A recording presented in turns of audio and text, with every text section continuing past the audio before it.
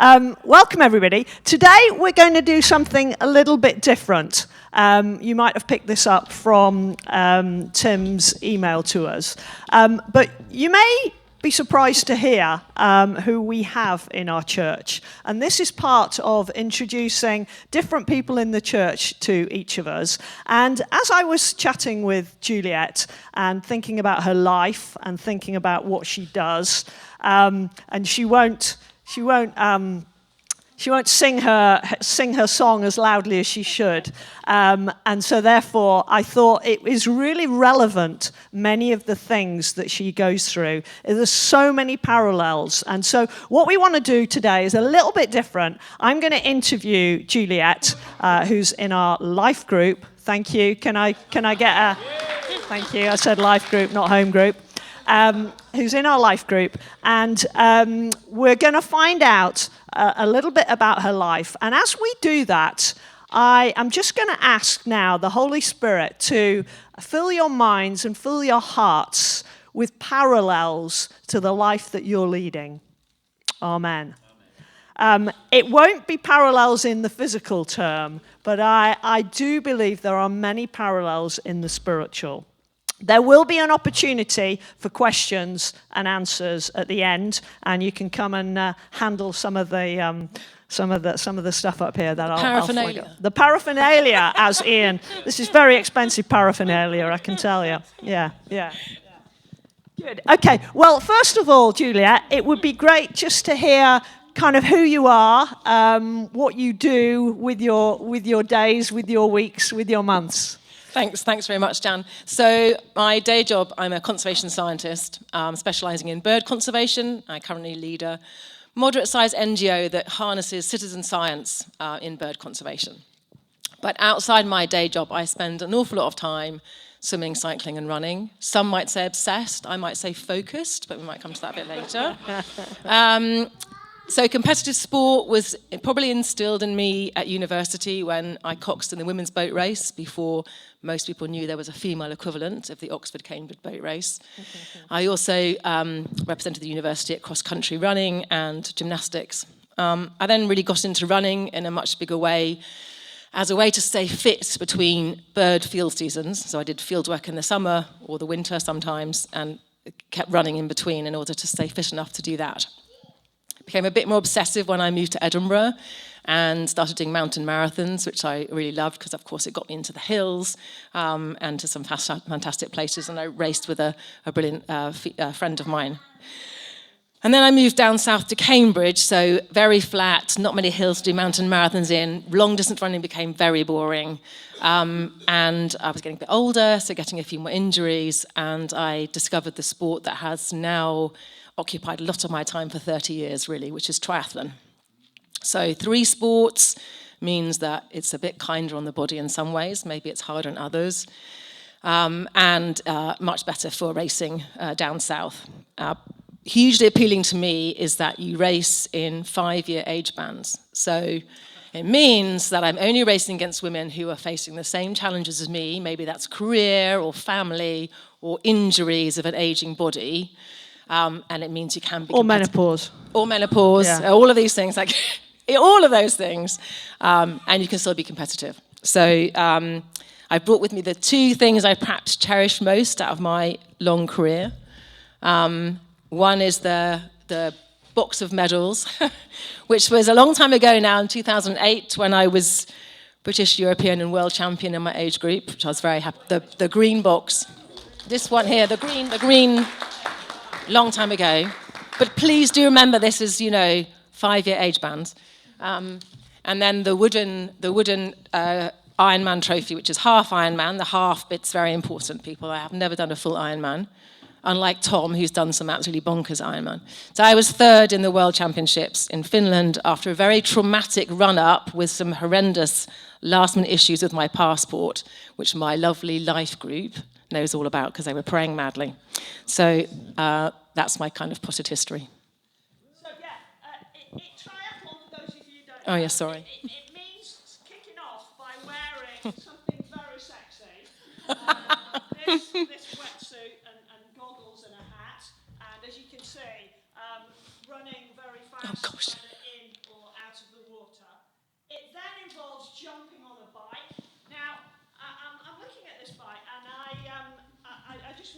over there, you went after the service. You would not believe how unheavy this bike is. It's incredibly light. I see there's a little box on top. I assume that's an electric. That's not the battery. That is The new bike, yeah, thank you very much. You put your food in your gels and things like that. Yeah. And then you move on to the run. I mean, you could have cleaned your shoes. Yeah, sorry about. I did try a bit. Yeah. They're a bit wet. I did clean them a bit this morning. Sorry. So then you move on to the run. So pretty grueling and various long distances involved in it. But we can talk about some more of that later. So, Juliet, you explained how you sort of got into. Sorry. Yeah. You explained how you got into triathlon, but when you started to think about running and cycling and swimming and doing triathlon more seriously, what did that involve, and how did that, what's required?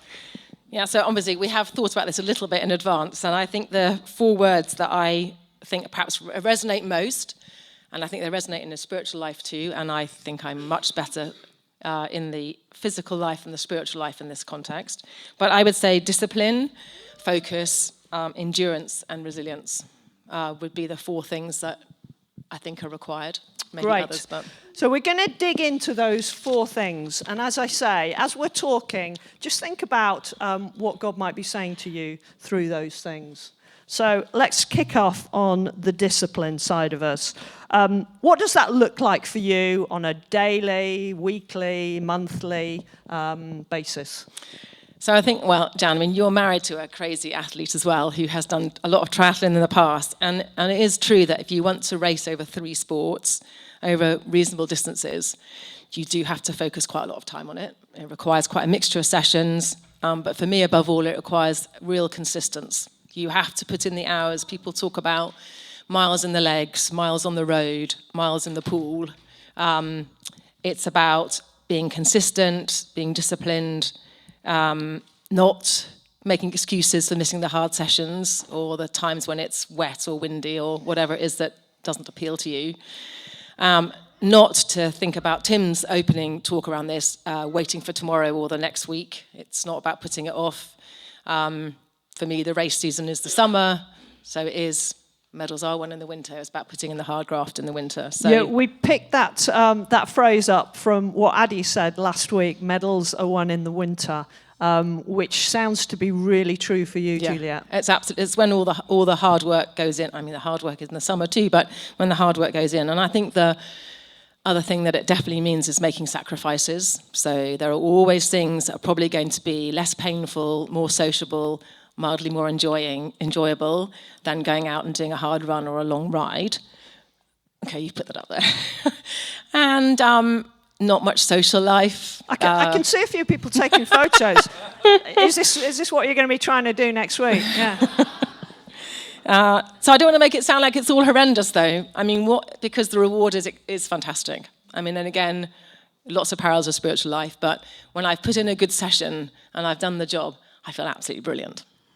Absolutely, and I don't know how that works for you, but I think when we've had a time with God where we've really met with Him, it feels significant. And often that might mean getting up early in the morning, or it might mean not going out and just spending time with God. But there's certainly some parallels to that. But that's a pretty hectic schedule. I'm guessing to do some of these early morning sessions, it does mean sacrificing, going clubbing on a Saturday night. Yeah, not much clubbing in my household. Yeah. It's definitely more about got to get an early night for the session tomorrow morning. Yeah. Can be a bit boring. Sure. Well, your life is very full. Juliet alluded to very humbly at the start so that she works in conservation. But actually being the CEO of a bird conservation organisation does require, very long days across the whole country. So there really is some discipline involved in here. We're actually coming into a season of Lent. and it starts next month. And as a church, we're going to be looking at some of the spiritual disciplines that we've alluded to, and maybe in our life groups, perhaps focusing a little bit more on some of those disciplines around prayer and fasting and worship and studying the word. So hopefully we might draw something from Juliet's commitment and discipline as well. I just wanted to put this verse in here, and I'll read it out to you. Therefore, since we are surrounded by such a great cloud of witnesses, let us throw off everything that hinders and the sin that so easily entangles. And let us run with perseverance the race marked out for us, fixing our eyes on Jesus, the pioneer and perfecter of our faith. For the joy set before him, he endured the cross, scorning its shame, and sat down at the right hand of the throne of God. So in that verse, I think we can see there is something about throwing off. There's something about having to make sacrifices. There's something about what is God saying to you that perhaps in this new year you need to cast off so that you can say yes to other things. And my provocation to you would be to think about what your goals are and to think about what you might need to lay aside in order to reach those goals. And what are our eyes fixed on? We're going to talk about this now. Obviously, in the big frame of things, our eyes are fixed on Jesus, and that's where we find our joy. But in our physical, sporting parallel, what's your focus, Juliet, and what keeps you going? So I'm laughing because Jan knows my answer to this. I don't very often say this as directly as I'll say it here, but those that know me, I think, know this is true. I just want to win. I really want to win. And so it is absolutely about being on the podium, ideally on the top step of the podium. And that is what completely drives me.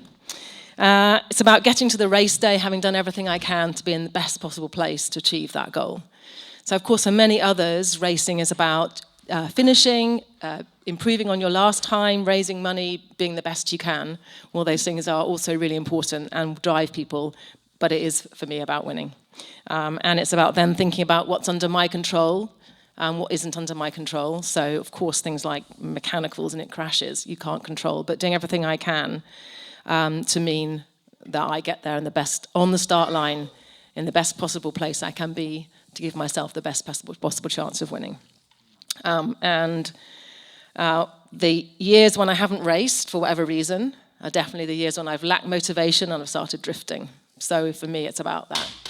Eye on the prize, focus on that end result, and putting in a plan to get there. You're very British. Why should we be ashamed of that as a target? And surely in our lives, we want to be the best for Jesus.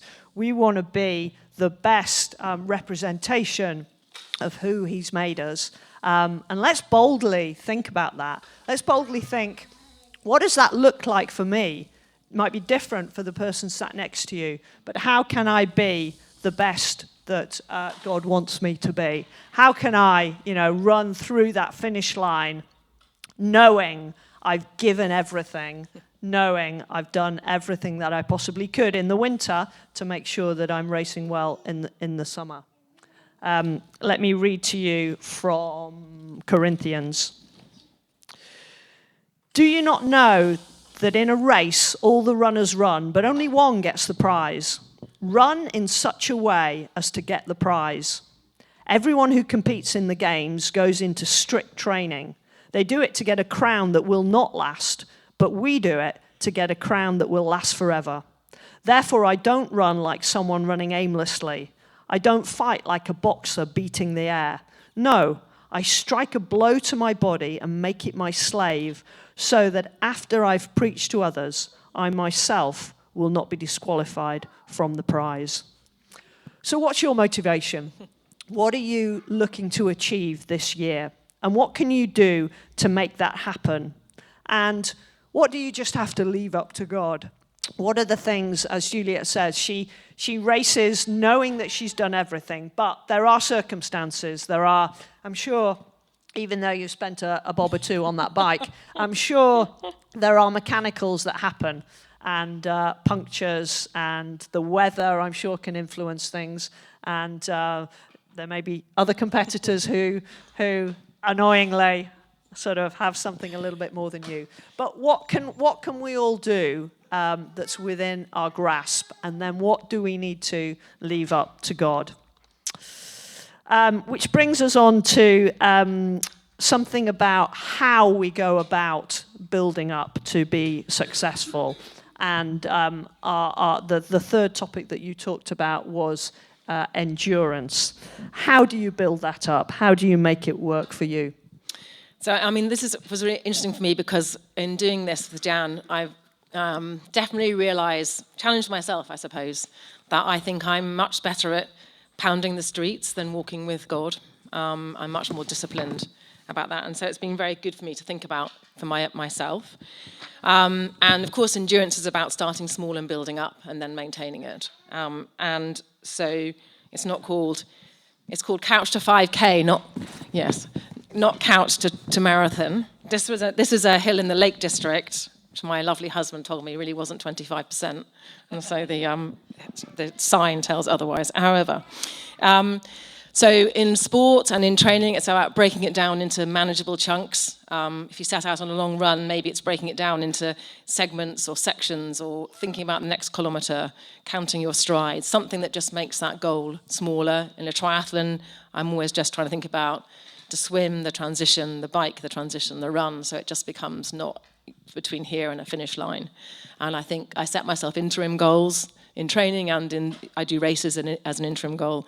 And I think the same must be true spiritually too. Setting yourself some interim goals, starting small and building up when you feel a long way away, or, as I said to Jan, sometimes for me it's just about showing up still. I may not feel that close to God, and I may not feel that I'm doing a great job in walking with him, but I can still show up to New Life Church particularly and seek strength from others. And that is also true in training, that a lot of the times when I have a tough race, I really draw strength from other people, whether it's just sharing the ride with you, whether it's holding a stopwatch and holding you to account, or whether it's kind of recognizing the joy and the pain of training makes a big difference. And for me, certainly New Life Church and Life Group makes a massive difference in terms of drawing strength from others when your own strength doesn't feel that great. So what small steps could you take tomorrow, next week, to become more like Jesus? What are the things that you could change? What are the things, as you're thinking about what you want to become this year? What small steps could you take?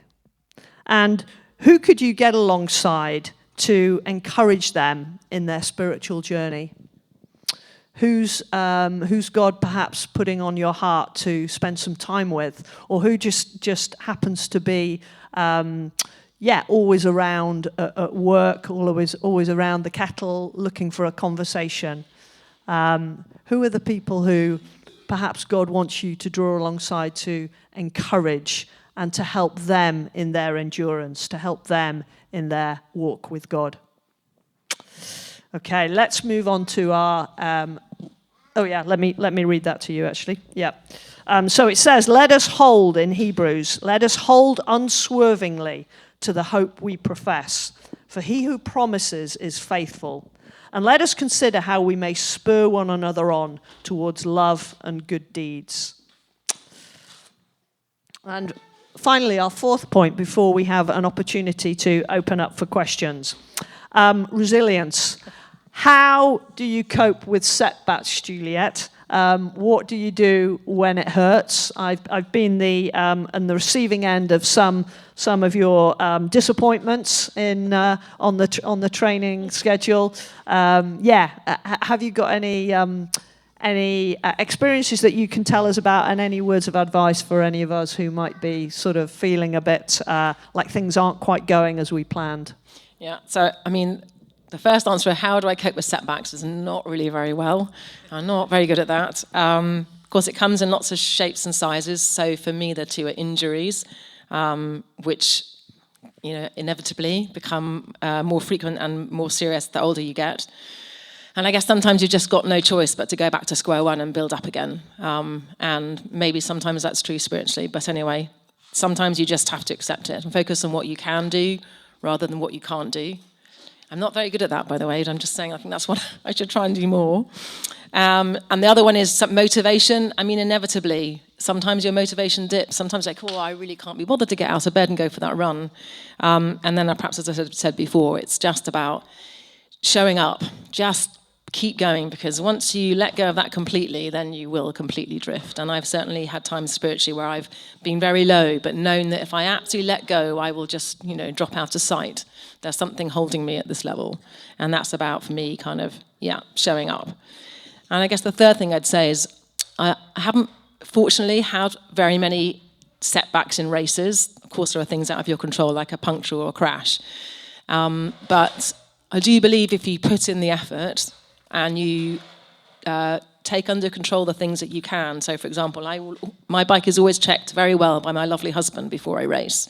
So, I don't have punctures because I don't have terrible shredded tyres, for example. So I do believe if you prepare and if you stick at it and you have that consistency, there's no reason why you should fail on race day. And there are parallels there too. Absolutely, yeah. So how do you cope when things don't go your way? How do you cope when you've got plans and you've got a career lined up, you know where you want to go, and somehow the wool is pulled from under your feet? Maybe external circumstances mean funding isn't available, or job changes. How do you cope? What do you do? Let's read from Philippians. Don't be anxious about anything, but in every situation, by prayer and petition, with thanksgiving, present your requests to God. And the peace of God, which transcends all understanding, will guard your hearts and your minds in Christ Jesus. And I think this is a reminder that we are never alone. We are never alone in anything that we go through. We always have Jesus by our side to talk to and to bring everything to him in prayer, whether it be big or whether it be small. He walks alongside us and he's always with us. I know there's a verse that you enjoy when you're perhaps feeling alone and perhaps on a long, windy climb, wondering if you'll get to the end. What kind of verses run through your head? Yes. So, it has to obviously be Isaiah, if only this was true, which promises renewed strength for those who wait on the Lord, stating they will soar on wings like eagles. They will run and not grow weary. They will walk and not be faint. And I'm thinking, run and not grow weary. Come on, I can do this. Yeah, that's definitely something I hang on to. It doesn't necessarily mean that pain in my legs is any less, but it allows me to smile through it. Well, thank you. That's been a great run through. And just to remind you of those headlines that we talked about. We talked about discipline, we talked about focus, we talked about endurance, and we talked about resilience. And over this next week or so, I would encourage you to think, what are the parallels for you in your life? I'm not expecting you all to jump on a bike tomorrow.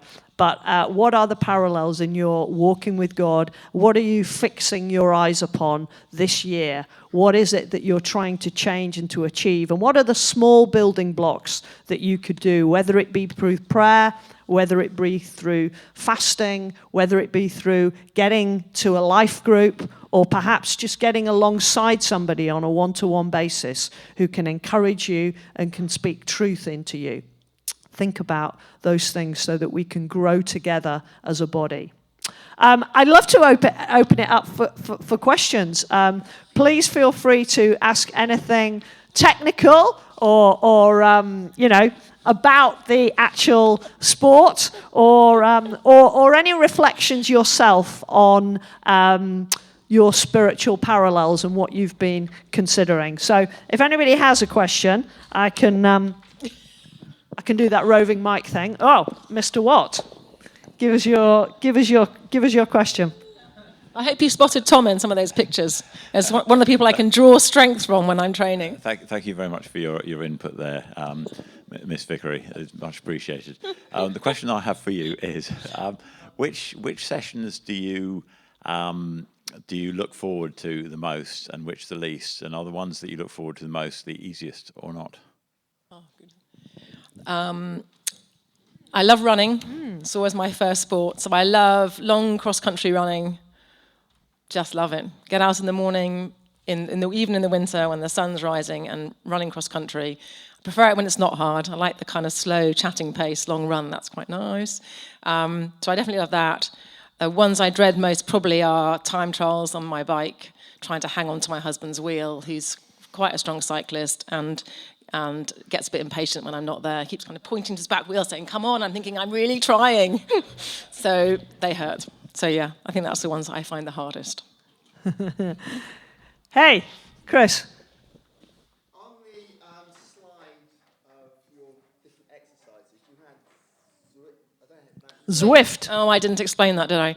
I meant to put a key, virtual cycling. So it's a fixed exercise bike that's linked to basically a television screen, and it interacts through Bluetooth. So you can cycle a course. So if you want to climb Alpe d'Huez or something, or I don't know, do a crazy triathlon, those things that Tom does, you can actually mimic the course. So when it's going uphill, it's harder to cycle. When it's downhill, it's easy. And on a Thursday night, I raced with my avatar and 6 other women as a teen time trial. I absolutely love it. It's ridiculously addictive. And I get nervous about it, even though if I get dropped, I'm just sitting in my bike room. You know, it doesn't really matter. I'm not out on a road. But I am absolutely determined to get to the finish line with that group of women. So that's what Zwift is. So that is definitely drawing strength on others, completely. Yes, Bluetooth to the screen, and then you just race the course. So when it's turning and up and down, and you even get some of you who cycle will know if you sit behind someone, you get a bit of a pull. It mimics that too. So you can tuck in behind and rest behind someone. I don't know how it works, but it's amazing.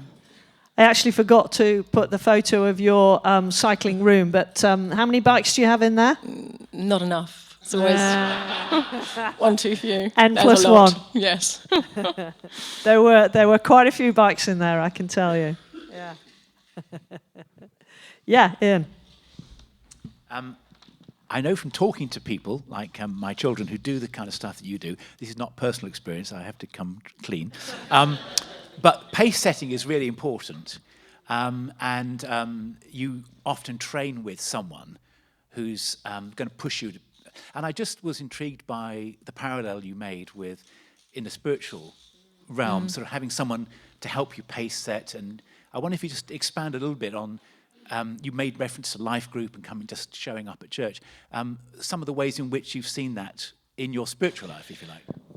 Yeah, I mean, I'm hugely thankful for the people that have helped me when things have been a bit tough. And actually, I mean, Jan is one of them. So I went through, about 8 years ago, I separated from my husband. I'm obviously now remarried, but I separated from my husband. And obviously, that was a really tough time. You've made lots of promises to God about staying together. And when we separated, I sort of agreed that I would find another church and leave my former husband in the previous church. I get a bit emotional now. And I shared a car to work with Jan, to the RSBB. And it was Jan that took me under her wing and brought me along here. And through that very kind of quite a tough time, New Life Church was really important. And that was really just about showing up and being part of the community. My daughter, who comes occasionally here, who I think also loves New Life Church, is very different from her, very traditional church. But she sees that for me, it's about the community and about the support of others. So that has definitely helped. And I know there's lots of fantastic, I'm going to keep all a home group, life groups here, but I really love my life group. It's fabulous, and that has definitely kept me going. So I think that, and then some friends, particularly people like Jan and a very dear friend in Scotland, whose faith just appears unshakable. I'm sure they have shakable times too, but unshakable and utterly joyous. And there's things in their life that I just think that's going to keep me going when I'm kind of having my doubts. So it's, for me, very much about drawing strength from others. And my encouragement to you guys is that process of walking with Juliet was a joy. And so be encouraged Who are there? Who is there around you who you could just be a listening ear to? Who could you just be that rock for a period? You don't have to be a rock forever, but who could you be that person to? Yeah. Cool. Probably got time for one more if anybody has one. Yeah. Okay. Lovely. I don't think it quite stretches this far, but that would be great. It's fine. Hi, I'm Gisela. I just wanted to ask, do you turn to prayer when you're competing? And what impact does it have on you? How does it change you? So I would say I'm seriously anxious when I'm racing, and I think it's not necessarily the easiest situation to pray in. But there are two things that I very often do. When I'm standing on the start line about to jump into freezing cold water with loads of other people and get probably bashed to pieces before you get out of the swim, I still try and be thankful to God that I can do this, that He's, for whatever reason, I have a body that can still do it. And people around me that support me in it. So I definitely feel thankful that I can still do it, and that's also true at the end, by the way, when I cross the finish line. I do often pray, or just kind of, I suppose, same thing, talk to God when I'm running, the kind of long distance, slow runs, especially when I'm running through nature. I live out towards Newmarket. I definitely find myself, Louise will recognise this, good job on the tree, God, that. We have this thing of us recognising the things around me, so I definitely do that. Less so when I'm counting paces or counting lengths. So I think it's about definitely being grateful. I mean, I laughed about the kind of, run and not grow weary. There is a bit of me that talks about those things. But it's mainly thankfulness, I think, that I can do it and that I can still do it. So you're saying you don't pray that lady that's just in front of you will... Okay, that's good to hear. Great. Oh, go on, Addy. Go on. Give us one more.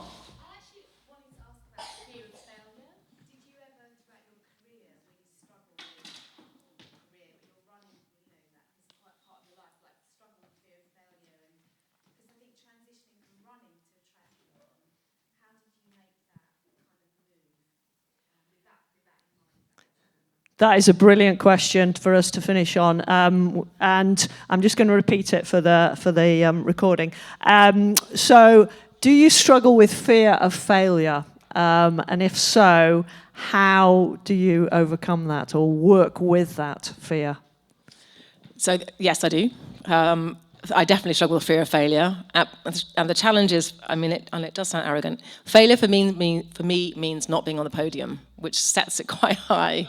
That's quite easy to fail. I definitely think that if you put in I'm also realistic. I don't go to a world championship expecting to win it. So I set a realistic goal, still one that stretches me, but realistic. And I do try to keep it in perspective, not necessarily always successfully. So my husband will say, "You're ridiculous. No one else cares whether you win or not. Only you." So anyway, so fear of failure, I absolutely do wrestle with it. I think that's just part of who I am. I just have to recognise it and get on with it, really, and believe that if I put in the work, failure would be worse if I just hadn't done the work. And then, so there's definitely part of that. Does that make sense? Or maybe. And transitioning from running to triathlon, to be honest, it was mainly the geographical move. I didn't want to do long distance running in a flat area, and a recognition of getting more and more injured from just running. So it's sort of forced on me. But then the fact that I could compete in these 5-year age bands and therefore stay competitive all the way through. I want to do this when I'm in my 80s. I want to be able to do that. Whether I can get my leg over the crossbar when I'm in my 80s, I'm not sure. However, so that is definitely, and because my drive is, as I've explained, to win, I can always do that when I'm 80 to 84.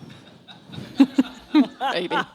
Love that. Excellent. Oh, well, that's brilliant. Juliet, I really want to thank you for being honest and for just sharing something of your journey. I hope you've all found some really interesting insights into the life of somebody who is incredibly busy, incredibly committed, and does really value New Life Church, and that's I know been a joy to you over the last few years. But nevertheless, having to fit that in around a training schedule which needs to be done in the winter, as you've explained to us. So do come and look at some of the medals at the end and see if you can lift up the bike. But we'll pass over to Ian now. Thank you.